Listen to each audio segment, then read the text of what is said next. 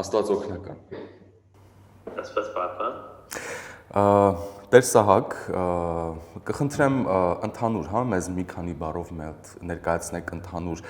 իրավիճակը, մասնավորապես հայ առաքելական եկեղեցու հետ կապված, դուք պարբերաբար ձեր դժգոհությունն եք հայտնում, մասնավորապես եկեղեցու առաջնորդի վերաբերյալ,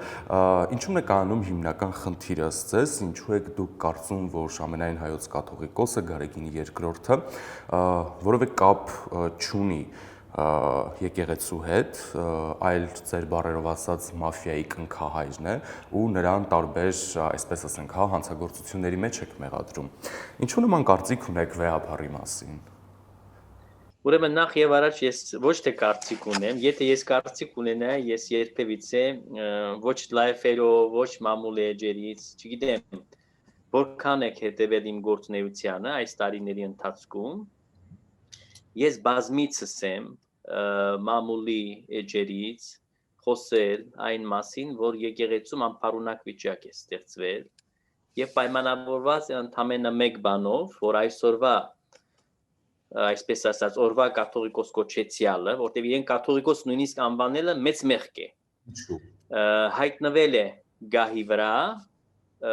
կեղծված ընտրությունների արդյունքում, այսպես ասած ինքը լեգիտիմ չի կարող ներկայացնել բնականաբար հայ ազգը, որտեղ ամենայն հայոց է կոչվում, չէ՞։ Այդ պարագայում եթե նա չի կարող ներկայացնել ամբողջ ժողովրդին, եթե նա ընտրված չէ։ Առաջինը պատճառը այդ է եւ դա փաստված է, սա նոր չպիտի այս մասին խոսենք, սա այս մասին այդքան փաստեր կան, որ Այո, կաթողիկոսի ընտրությունը կարծում եմ բոլորը հիշում են, թե ինչպես տեղի ունեցավ, հա, բայց ինչու է կաթողիկոսը ըստ ձեզ հանցագործ։ Հիմա նայեք, հանցագործությունը սկսվեց այդ օրը, որ նախ եւ առաջ ինքը եկեղեցական տերմինով ինքը խախտել է ամենակարևորագույն առաքելական երկու կանոնը։ Առաջին կանոնը այն է, որ որևէ մի եպիսկոպոս, որը ուզում է դառնալ պատրիարք, հա, որտեղ կաթողիկոսը դա 9-րդ դարից հետո եղավ, նույն հայաստանյաց առաքելական եկեղեցու մեջ որպես առանձին աստիճան հոգևոր, մինչև 9-րդ դար չի եղել է ծայրագույն պատրիարք, բայց եպիսկոպոսներից մեկը ընտրվել է եւ օծում չի եղել է ընդամենը պատրիարք, հետո 9-րդ դարից դա առանձին աստիճան է, որը բնորոշ է միայն մեր հայաստանյաց առաքելական սուրբ եկեղեցուն եւ ուրեմն ընտրությունը, եթե ասում է եպիսկոպոսը դիմում է իշխանավորների միջամտությանը, որպեսզի իրեն սատար կանգնեն, օժանդակեն ու օգտագործեն իրենց պետական լծակները, հա, դե այն ժամանակներում, երբ որ գրվել է թագավորներ են եղել, այսինքն թագավորի կամ որևէ մի իշխանի զորությունը օգտագործելով, արդեն անվավեր է համարվում իր ընտրությունը, այսինքն ինքը լեգիտիմ չէ, սա առաջին կանոնը, եւ երկրորդ, եթե օգտագործում է ուրեմն դրամը, այսինքն կաշառքը, մենք բացահայտել ենք այդ փաստը եւ դա արդեն 20 տարուց ավելին այդ մասին հայտնի է բոլորին, որ 20 միլիոն ամերիկյան դոլարի դիմաց է եղել այդ հրեշավոր գործարքը Նրա կաթողիկոս կարգելու։ Ինչպես։ Նրա կաթողիկոս կարգվելու գործարքի արժեքը եղել է 20 միլիոն դոլար։ Այո, հրեշավոր գործարք ես դա համարում եմ, որ Վազգեն Սարգսյանը այժմ հանգուցյալ, ինչու՞ չէ, նաև Ռոբերտ Քոչարյանը, որ օրվա նախագահն էր, այդ ժամանակ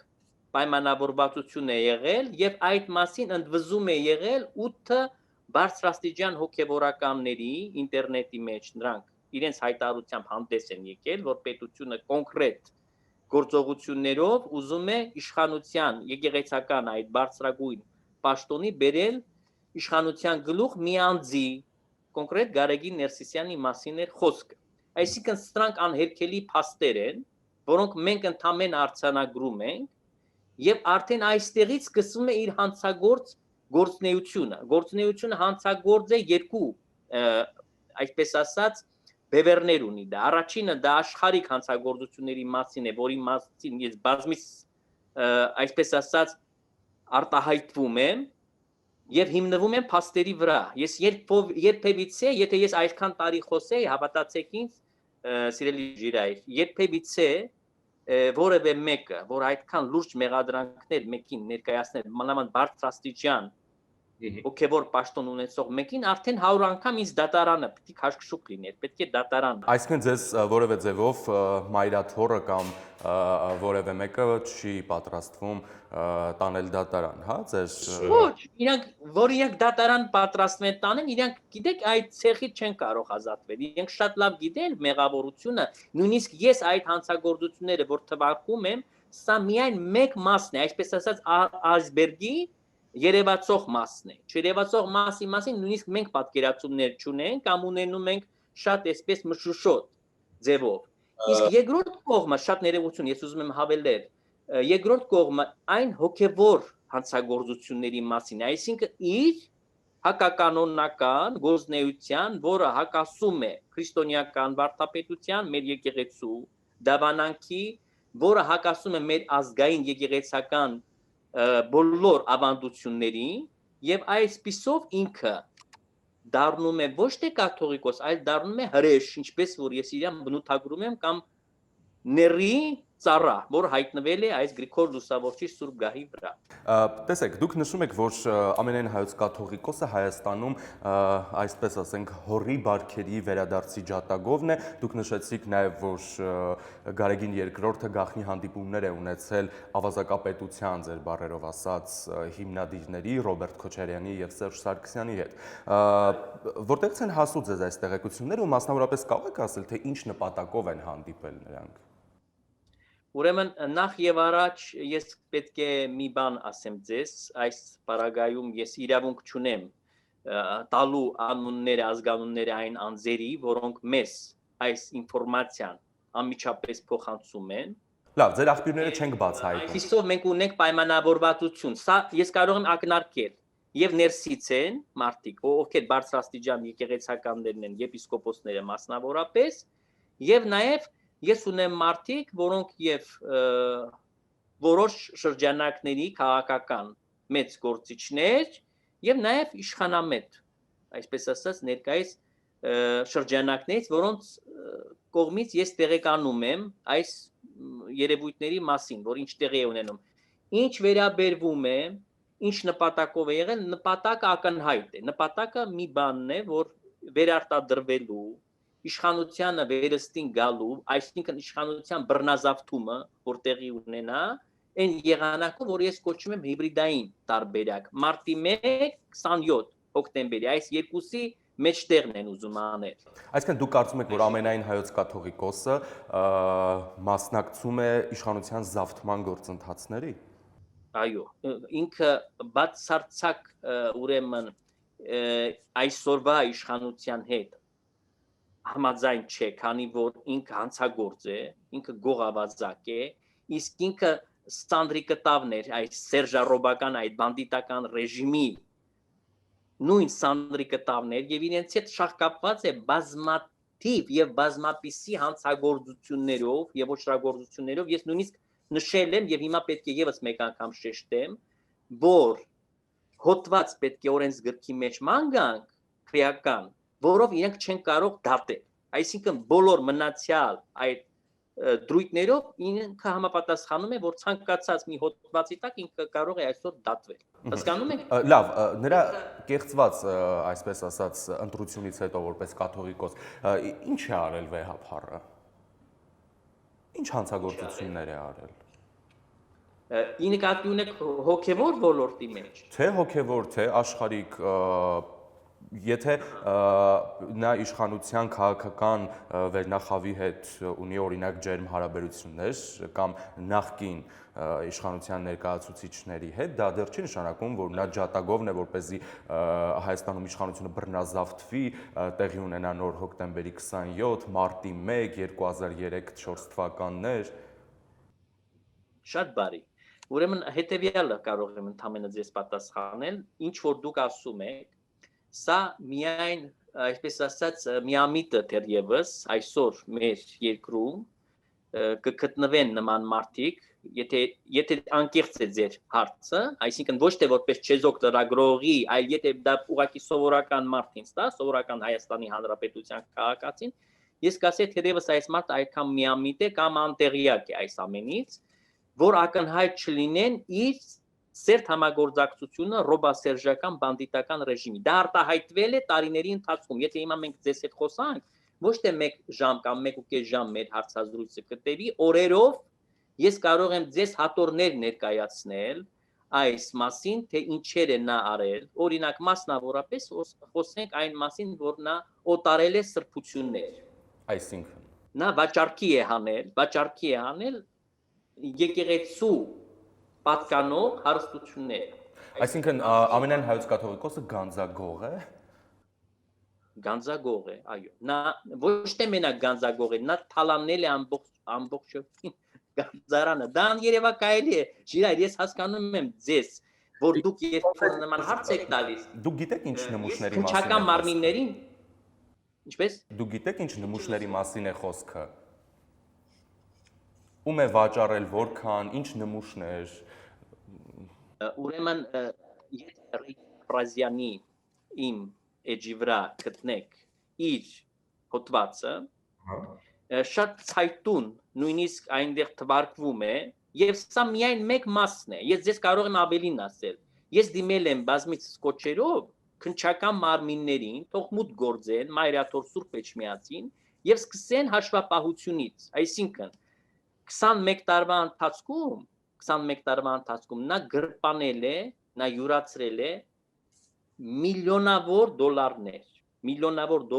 դոլարներ, որոնք եկել են արտասահմանի տարբեր անկյուններից որպես օգնություն։ Մեծահարուստներն են տվել։ Ես չեմ խոսում արդեն այդ քրեոլիգարխիայի կարկառուն ներկայացուցիչները, որոնք ստեր փողերը լվացել են իր հետ, եկեղեցին որպես խողովակ է օգտագործվել այդ պարագայում ջերմակացնելու համար, եւ այսպիսով ինքը մեծ դրամներ է շահել, բայց ոչ թե եկեղեցու կամ ազգի նպատակների համար ինչ որ ծրագրերի հստակ, այլ իրենց ընտանեկան բիզնեսի։ Դուք հարցեր չեք տալիս, որ Գարեգին Բեն որտեղից իրեն այդքան ունեցված, որտեղից իրեն այդքան սեփականություններ, այդքան բիզնեսներ, նա հոգևորական է, չէ՞, որ երբ որ հոգևորականը կուսակրոն է, նա ուխտ է տալիս, որ նա պետք է լինի նախ եւ առաջ կուսակրոն, այդ ուխտը Աստծո առաջ է արվում, հա, եւ ուխտադրուժ է այդ պարագայում, եւ երկրորդ ուխտը աղքատության ուխտը, որ նա պետք է համեստ ապրի։ Ես չեմ ասում նա ապրի թշվառական, բայց պետք է համահունչ ժողովրդի կենսամակարդակին, եթե նա Հռոմի պապ լիներ կամ Ռուսիոյի պատրիարքը լիներ, նա կարող է իրեն ավելորդություններ թույլ տալ, որովհետեւ չէ կարող կենսամակարդակ այդ ժողովուրդների համեմատել, հա, Եվրոպայի, Ամերիկայի, եթե նույն Ռուսաստանի մեջ այդ կենսամակարդակը չէ խայտարակ, ինչ որ այսօրվա Հայաստանում է։ Իսկ կաթողիկոսը ամենայն հայոց հանդիսանալով եւ ինքն իր նստավայրը Հայաստանում է, բոլորի հայրիկը, հա, այսպես ասած, բայց ինքը հայրիկ չէ, դա ճակերտավոր եմ ասում, ինքը ապրում է որպես ուղակի հորացած այս կյանքով որպես մի օլիգարխ։ Եվ իմ խոսքերի վարվկայությունը դա հենց Նիկոլայ Ցատուրյանի հայտարարությամբ է եղել։ Հիշում եք այդ ուղիղ եթերից, երբ որ նա խոսեց օլիգարխ կաթողիկոս լինելու մասին։ Ահա, շատ լավ։ Ես մի այսպեսի հարց ունեմ։ Դուք հիշում եք, օրինակ, չգիտեմ, նույն 2003-2004 թվականների իրադարձությունները, երբ Ռոբերտ Քոչարյանի բանդիտական ռեժիմը մարդկանց ծեծ ու ջարդի էր ենթարկում։ Հիշում եք մի շարք պաշտոնյաներ, ովքեր այսպես ասած ինքնասպանություն էին լինում իրար հետևից։ Հիշում եք նաև բնականաբար 2008 թվականի մարտի 1-ը, երբ Երևանի կենտրոնում գնդակահարվեցին Հայաստանի քաղաքացիները, ու այսպես շարունակ, հա։ Հիշում եք նաև օրինակ Թավշյա հեղափոխությունը, հիշում ենք ապրում ենք մի իրողության մեջ պատերազմից հետո նոր քաղաքական ճգնաժամի պայմաններում Հայաստանում, այսպես շարունակ, դուք հիշում եք Հայաստանի համար նման ծանրագույն իրադարձություններից գեթ մեկ դրվագ, որ կաթողիկոսը կամ եկեղեցին հանդես գար հերիք չի կոչով մի հատ էլ օրինակ պահանջեր նույն Ռոբերտ Քոչարյանի կամ Սերժ Սարգսյանի հրաժարականը, բայց հիմա մենք տեսնում ենք, որ եկեղեցին քաղաքական հայտարարություններ է անում, մասնավորապես պահանջում է վարչապետի հրաժարականը։ Ինչպես եք մեկնաբանում եկեղեցու նման պահվածքը։ Հիմա հենց դուք պատասխանեցիք այն հարցերից մեկին, որը մի քիչ առաջ ինձ տվեցիք, երբ որ ասեցիք ինչի վրա եք հիմնվում, որ ասում եք եկեղեցին, ուրեմն այս հանցագործ ռեժիմի մի մասն է դարձրել գարեգին, այսինքն նա եկեղեցին պատանդ վերցնելով, շահարկելով եկեղեցու անունը եւ իր բարձրաստիճան եկեղեցականի հանգամանքը, ստորակար ծառայություններ, տարիներ, տասնյակ տարիներ շարունակ բռնապետիկներին է մատուցել եւ բնականաբար ինչպես նա կարող է պահանջել Ռոբերտ Քոչարյանի կամ Սերժիկ Սարգսյանի հրաժարականը, երբ որ նա նրանց հետ շահկապված է բոլոր ոչռագործություններով, պարտակել է նրանց կեղծված ընտրությունների արդյունքները իր երթնակալության արարողությամբ, երբ որ վեհամոր ավետարանն է պղծել ամեն անգամ, հա, երբ որ չընտրված մեկը, որ նախագահ էր իրեն հռչակում, մասնավորապես մարտի 1-ին մենք շատ լավ գիտենք, որ փետրվարի 26-ին այն մեծագույն, մեծածավալ, հա, հանրահավաքը ամբողջ ազգը այնտեղ էր գտնվում։ Ես ինքս եմ գտնվել այդ հրապարակում։ Ես այդ ժամանակ Հայաստան հատուկ եմ եկել, եղել եմ Մարիոտում սեպտեմբերի 21-ին, երբ որ Հայաստանի Հանրապետության Վսեմաշուկ առաջին նախագահը ուրեմն հանդես եկավ քաղաքական գնահատականներով։ Դրանից հետո եղել եմ այս բոլոր միտինգներին եւ ընտրություն եմ այն ժամանակ դեռ քաղաքացի է Հայաստանի Հանրապետության, ունեցել եմ իրավունք ընտրել եմ իմ նախագահին եւ տեսել եմ ինչպես են մարդիկ բոլոր կողմերից հետապնդել ծեծուջարդը, լրագրողներին, պարզ քաղաքացիներին։ Ես տեսել եմ աննախադեպ մի իրավիճակ, որ ստեղծվել էր երկրում, հետո տեսել եմ այս խաղաղ ցույցերը եւ տեսել եմ հետո այդ խայտարակությունը, այդ սպանդը քաղաքացիների, խաղաղ ցուցարարների եւ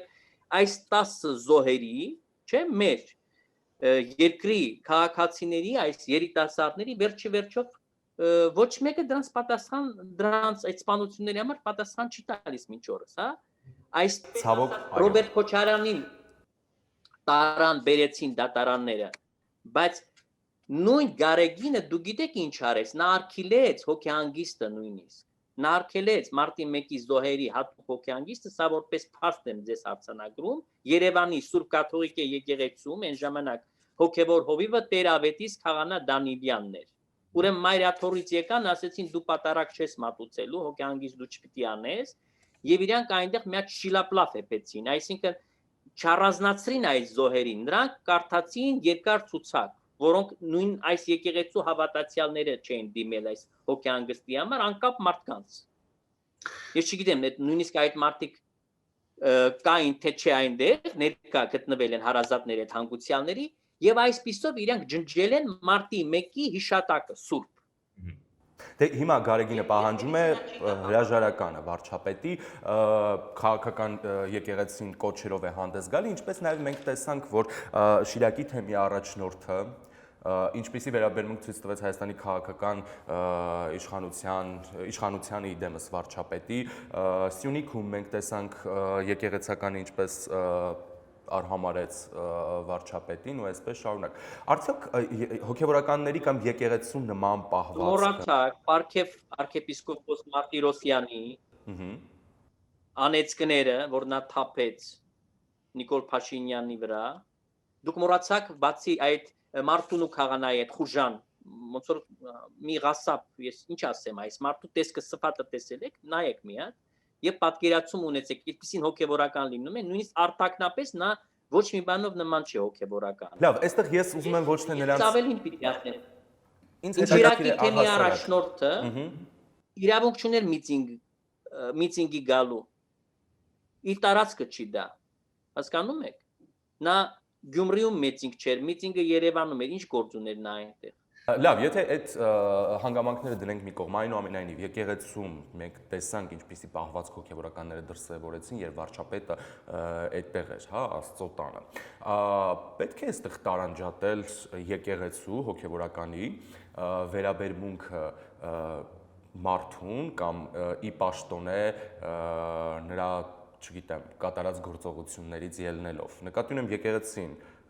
հայկական, սուրբ, առաքելական մեր ազգային եկեղեցին մարդուն վերաբերվում է որպես մարդ, թե նրան չափում է, այսպես ասած, իր լիազորություններով, կարողություններով, հնարավորություններով, արած-չարածներով։ Սիրելի Ժիրայր, նախ եւ առաջ ես կուզեմ տարանջատել եկեղեցին եւ եկեղեցականներին։ Դե եկեղեցականները խոսում են եկեղեցականից։ Եկեղեցին հավերժական կառույց է, եկեղեցին Աստուծո տունն է, նախ եւ առաջ խորհրդական մարմինն է Քրիստոսի եւ մարմինը կազմված է բազմաթիվ անդամներից, հոգեվոր դասը եւ աշխարհիկները, հավատացյալները, բարձ ժողովուրդը, հա։ Ուրեմն ձեր թվարկած մարդիկ ես դեռ ավելին ցուցակը կլրացնեմ, մի հատ Նաթան եպիսկոպոս կա, փակագծերի մեջ նանար, եթե պետք լինի կմանրամասնեմ, իմ լայֆերից եթե տեղյակ եք, կարող եք իմանալ։ Նաև ուրեմն այդ տխրահարչակ Տեր Հովանեսը, որ եկել է Արցախի թեմից այնտեղ միտինգին այս շոուն, այդ ներկայացմանը։ Եկեղեցականը գործ չունի քաղաքականության հետ։ Սա պատվեր է քաղաքական 18 կուսակցությունների Վազգեն Մանուկյանի, եթե տեսնեք սելֆին, Վազգեն Մանուկյանի հանդիպումը Գարեգին Բեի հետ, եթե տեսնեք Վազգեն Մանուկյանի այդ հորդորները, հա, հրապարակում, Հոշոտել Փաշինյանին,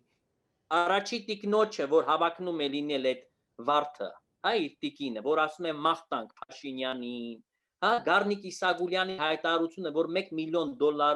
ուրեմն եկենք սպանենք Փաշինյանին։ Այս բոլորը Գարեգինը ողջունում է եւ ոչ ես կասեմ ավելին, ինքն է նախաձեռնողը, ծրագրողը, քանի որ իր անձնական շահերին սպառնում է Նիկոլ Փաշինյանի հետագա գործունեությունը իբրև Հայաստանի Հանրապետության ազգընտիր վարչապետ։ Բայց դուք այնպիսի մարդկանց անուններ եք տալիս, Վազգեն Մանուկյան, ում Սերժ Սարգսյանը անվանեց իդիոտ, նախկինում, հիմա կարծես թե սափրագլուխ հանրապետականները մոռացել են դրա մասին։